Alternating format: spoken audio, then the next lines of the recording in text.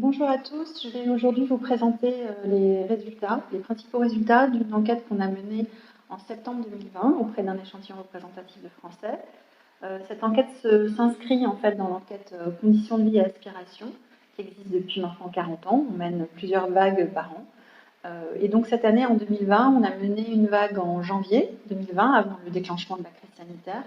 en avril, pendant le confinement, le premier, et puis donc maintenant en septembre 2020, donc avant en fait le déclenchement de l'extension des couvre-feux à la plupart des grandes agglomérations, avant également la mise en place du deuxième confinement. Et il nous semble que l'étude de cette période est intéressante puisqu'elle permet finalement de comprendre un peu aussi quelles sont les séquelles que cette crise sanitaire et que les périodes de restriction de liberté peuvent entraîner dans les comportements des Français, au-delà même des contraintes légales qui sont imposées à la population.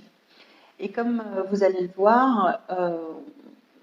on dépeint aujourd'hui une société qui, alors même que la plupart des interdictions ont été levées, qu'il est possible d'aller au cinéma, qu'il est possible de sortir, qu'il est possible d'aller travailler, donc en septembre 2020, qui, d'une certaine manière, a une vie rétrécie. Une société qui sort moins que par le passé, qui est moins partie en vacances, qui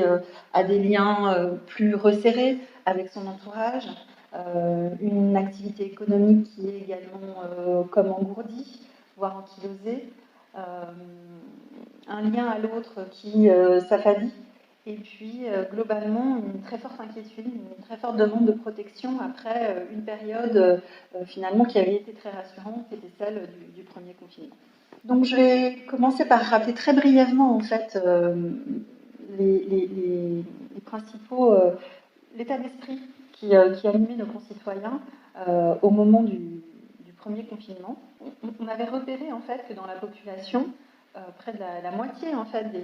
des Français évoquaient des